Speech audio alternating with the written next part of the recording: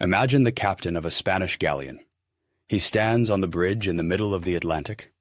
The ocean is 106 million square kilometers of emptiness. Finding another ship here is like trying to spot a single firefly across the entire continent of North America. It's not just difficult, it's statistically impossible. The captain feels perfectly safe, and he is wrong. A dot appears on the horizon. It grows, transforming into a familiar silhouette. This is no accident. It is by design.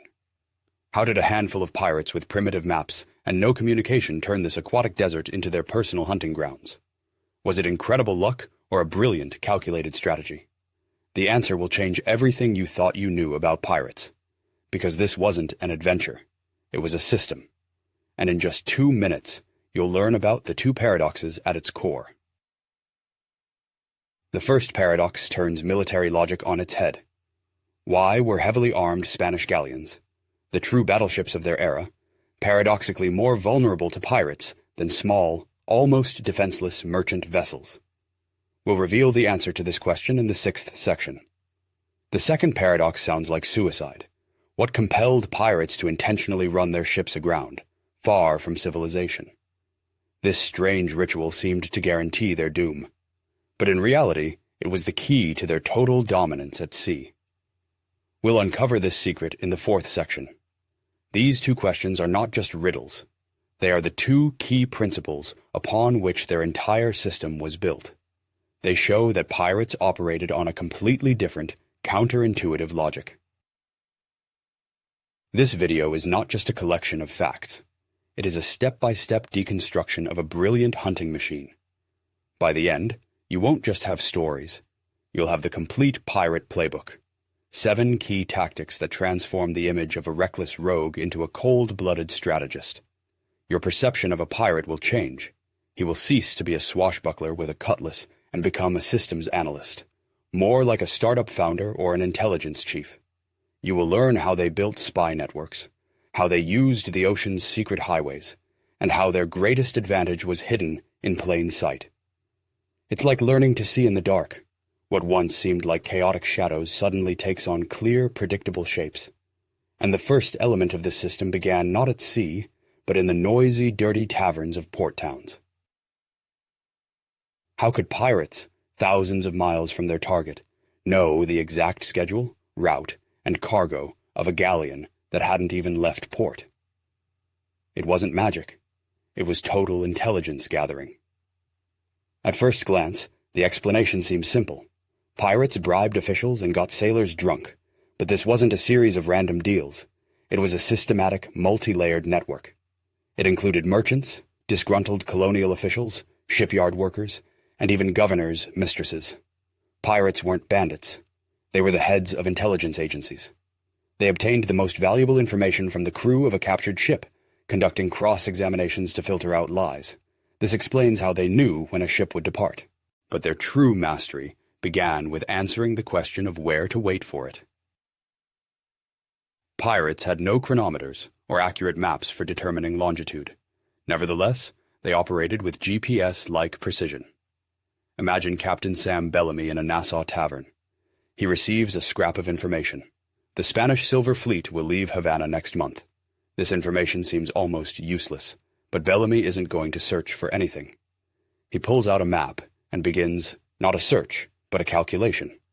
He overlays the departure time with maps of ocean currents and seasonal winds, calculating the single possible route the fleet will be forced to take. He bets not on luck, but on inevitability, turning the ocean into a system of equations. Have you ever planned a route in your GPS to avoid traffic? Pirates did the same, but with the ocean. Why was information about the cargo more important to them than the number of cannons? This priority reveals their true nature. Pirates were not soldiers. They were pragmatic businessmen. They didn't hunt just any ship, but a specific asset, like an investor choosing stocks. The numbers show the true scale. Over 75% of all silver from the New World was transported in just 2 predictable convoys per year. This knowledge transformed a months-long wait from a gamble into a rational business strategy. Their intelligence allowed them to diversify risks. They knew which ships carried not only silver, but also cochineal, tobacco, or cocoa. This was their investment portfolio. But all this information was useless if you couldn't catch your target. Pirates knew what and when, but how did they solve the main problem? Where? In an ocean spanning 106 million square kilometers. The popular image is of pirates spotting a ship and giving chase. This is an illusion. In 99% of cases, there was no chase. Pirates didn't pursue targets. They intercepted them. For them, the ocean was not an empty space. It was structured by invisible forces. A pirate captain, having received intel, looked not through a spyglass, but at a map of currents. Their success lay not in the speed of the chase, but in the brilliant choice of an ambush position. The next section will transform your view of the ocean from a blue desert into a detailed map with highways, intersections, and deadly traps. Sailing ships couldn't just go wherever they pleased. They were slaves to the trade winds and ocean currents, like the Gulf Stream. These natural forces created invisible corridors that everyone was forced to follow. And when you overlay these corridors on a map, the Atlantic ceases to be a desert. Thousands of routes from Europe, Africa, and South America converge at just a few points. The Florida Strait, the Mona Passage, the Azores. The ocean becomes a network of roads with busy intersections. Pirates didn't need to find a needle in a haystack. They just needed to go to an intersection and wait. To them, the ocean map looked like a subway system with a few key transfer stations. But waiting was a brutal game of endurance. How could a captain keep dozens of cutthroats idle for weeks, staring at an empty horizon? That's a recipe for mutiny. But this wasn't a gamble. It was mathematics. The captain convinced his crew not with promises, but with numbers. The probability of encountering the Silver Fleet, which carried 75% of all treasure, at that specific point during a particular month was not just high, it was nearly 100%. The wait was not a risk, but a rational investment. Patience was as much a weapon as cannons. Pirate articles, like Bartholomew Roberts's 11 Rules, strictly regulated behavior precisely during these long waits. However, when the prize appeared, patience gave way to a furious race, the outcome of which was decided long before it began. Why did the Spanish Empire, knowing the danger, send its treasures along the same routes year after year? They had no choice. The cumbersome galleons could not sail against the wind and currents. They were slaves to geography. But the convoy system, created for protection, paradoxically made them even more vulnerable. Convoys moved at the speed of the slowest vessel, and their schedules were known years in advance. The security of the entire empire depended on a system that made it a prime target. The archives in Seville were, in essence, published schedules for robberies. But even on these highways, pirates needed one decisive advantage. On the horizon are two ships, a massive galleon and a small pirate sloop. Why did the sloop almost always catch it? A sailing ship's speed is a balance between wind power and water resistance. It seems to be all about design. But the reality concealed an invisible enemy: biofouling. Algae, barnacles, and marine worms covered the underwater part of the hull. In just 6 months in warm waters, they could reduce a ship's speed by 50%. Pirates turned this common problem into their unique advantage. A clean hull versus a fouled one was the difference between predator and prey. And the method they used to achieve this cleanliness was their most closely guarded dirty secret, despised by captains of the Royal Navies. It looked like a disaster. A pirate ship lies on its side on a wild beach, its crew swarming around it like ants on a dying beetle.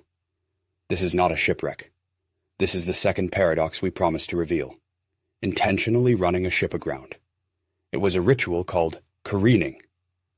First, they would find a secluded cove and unload everything onto the shore: cannons, supplies, every last cannonball. Then, they would run ropes to the masts and use capstans to pull the vessel onto its side, exposing its underwater hull.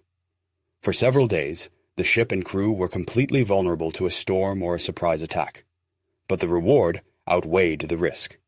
A clean bottom provided an advantage of 2 to 3 knots. In the age of sail, that was the difference between capturing a prize and enduring months of hungry searching. Why did huge warships, with access to the world's best shipyards, lose in speed to sloops that were maintained on the fly? Royal Navy ships also needed cleaning, but they did it in protected admiralty docks. The procedure was long, expensive, and required official authorization. The pirates' flexibility allowed them to perform maintenance anywhere, anytime. As a result, their ships were almost always in a state of peak efficiency. Meanwhile, a naval frigate on a long patrol would inevitably lose precious knots of speed with each passing week. Pirates treated their vessel not as a fortress, but as a race car that requires constant pit stops. You know that feeling when your car drives like new after a service? For them, it was a matter of survival. Imagine the scene. Pirates spot a rich merchant ship, but it's protected by a fast naval frigate. A direct attack is suicide, but for the pirates, it's still a promising target. With a speed advantage, the pirate ship doesn't attack. It shadows the convoy from a safe distance, like a wolf stalking a herd. This isn't passivity, it's active control. The captain can wait for nightfall for a stealth attack.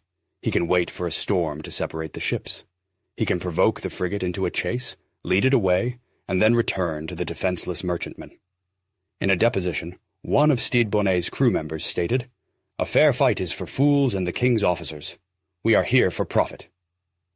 Speed allowed them to outrun anyone, but their next tactic allowed them to get so close to the enemy that speed was no longer necessary. What do a pirate ship and a theatrical performance have in common? Everything. Having achieved physical superiority, the pirates moved to the level of psychological warfare. At sea, a ship was identified by its flag, silhouette, and paint. This was its passport. And contrary to myths, the Jolly Roger was the last flag they raised.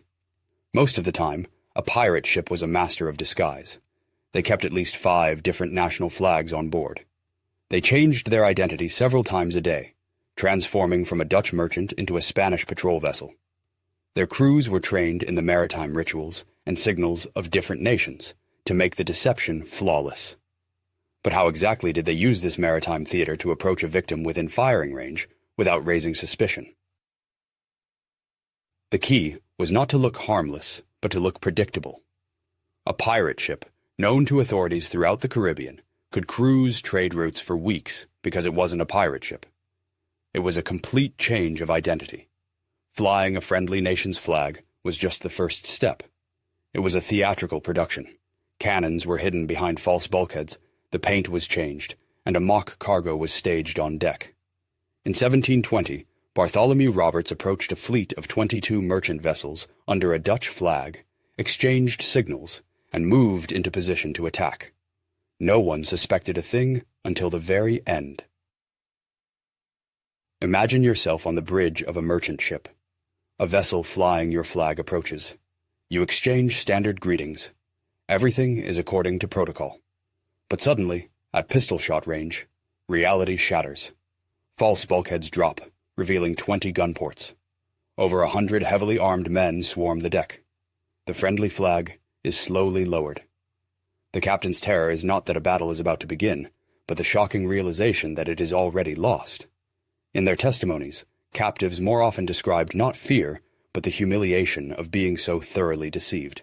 And in that moment of psychological paralysis, the pirates would raise their true flag. Why go through all this performance if they already had superiority in speed and firepower? The answer? Economics. A battle is a direct loss. Their ship was their main asset. Any damage meant weeks of downtime and expensive repairs. Every wounded crew member was a lost specialist and a compensation payout.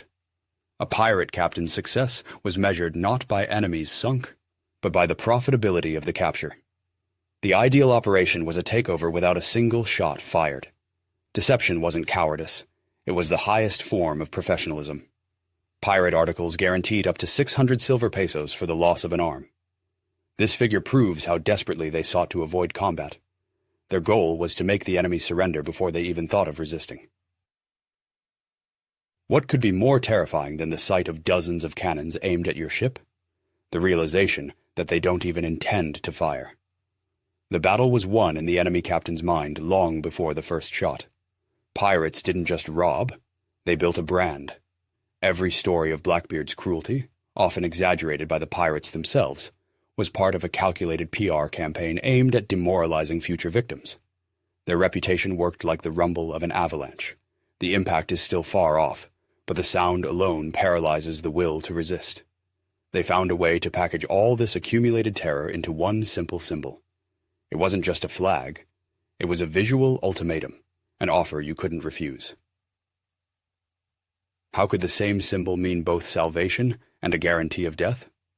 It wasn't a threat, it was a language. A system of signals where color changed the rules of the game. The black flag was not a declaration of war, but a business proposal. Its message was simple. We are here for your cargo, not your lives. Surrender, and no one gets hurt. This saved gunpowder, time, and prevented damage to both their ship and the prize.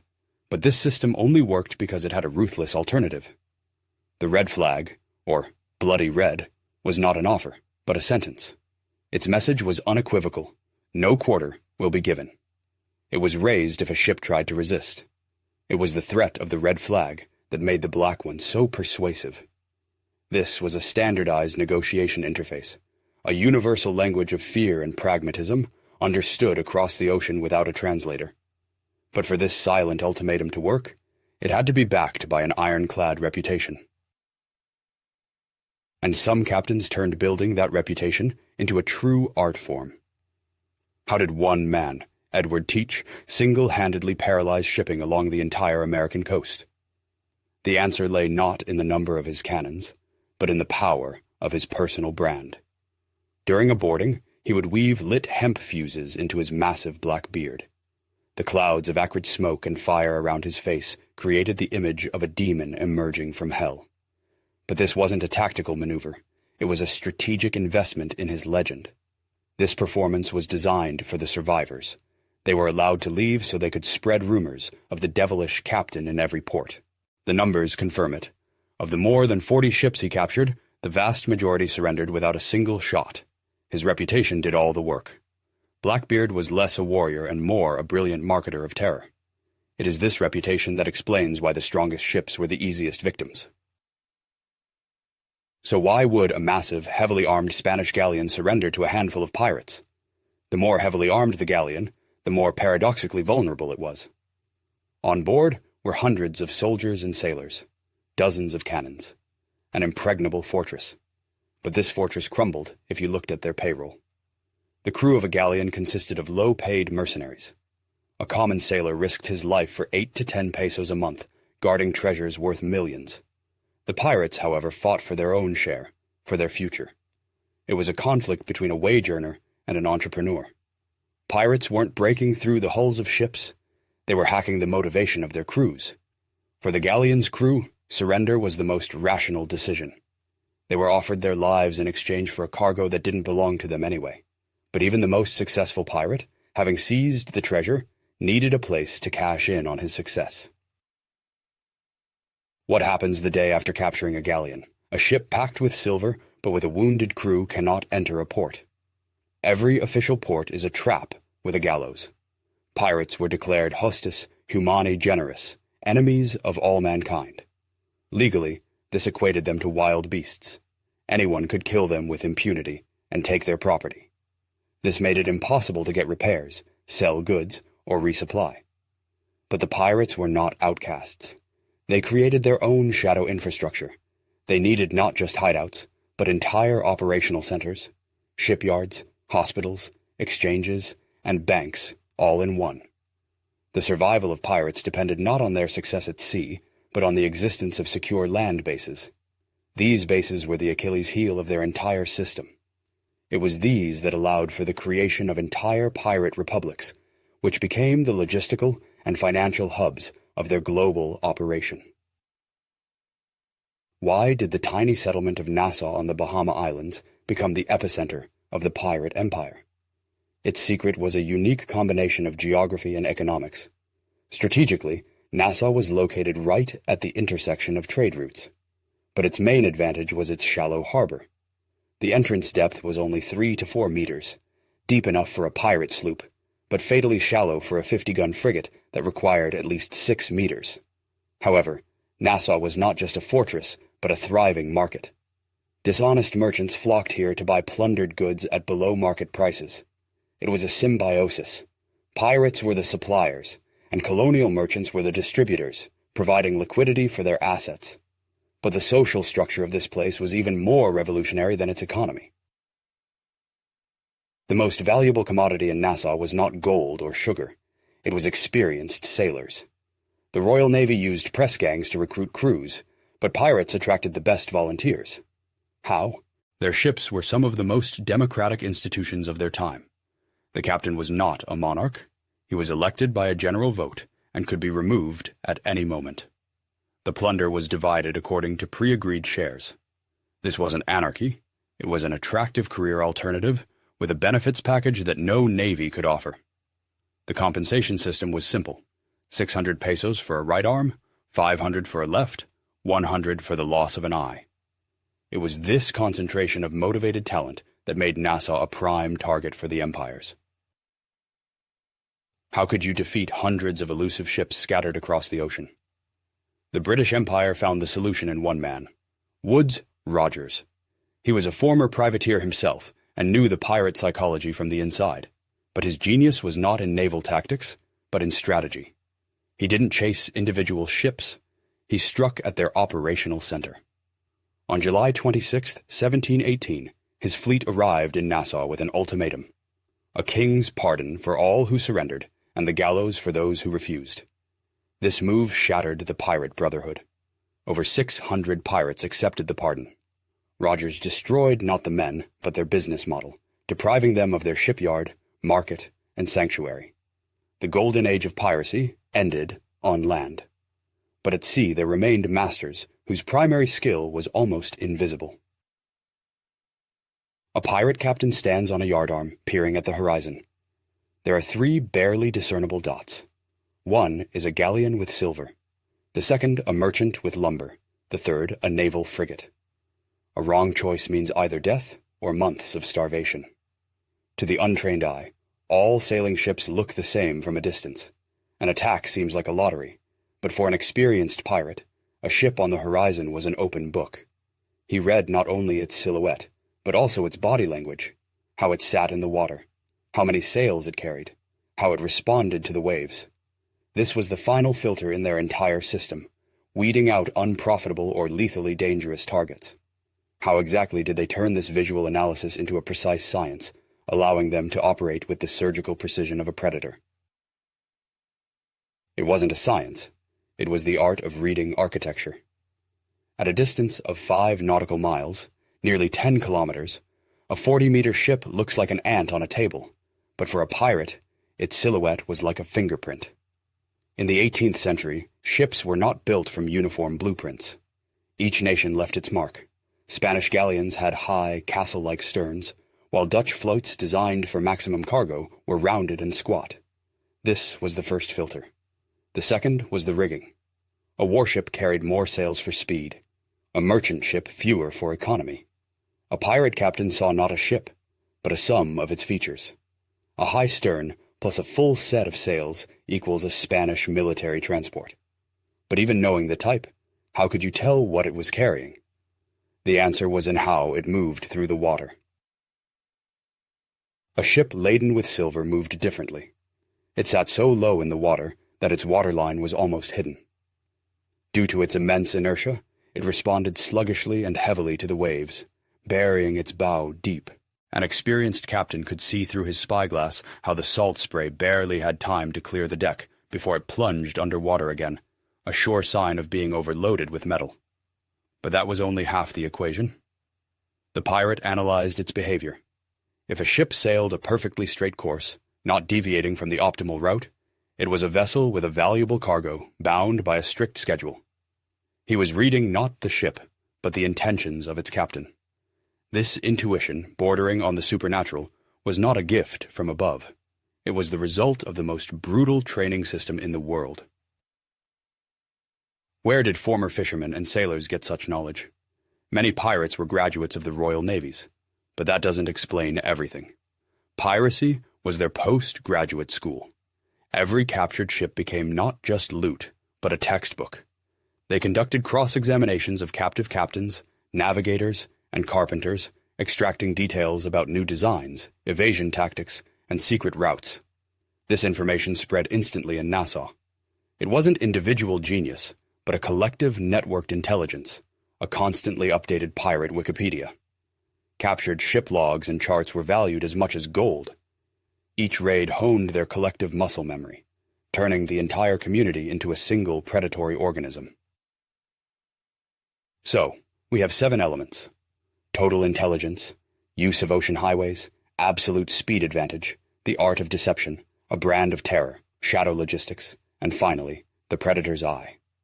This is not just a set of tactics.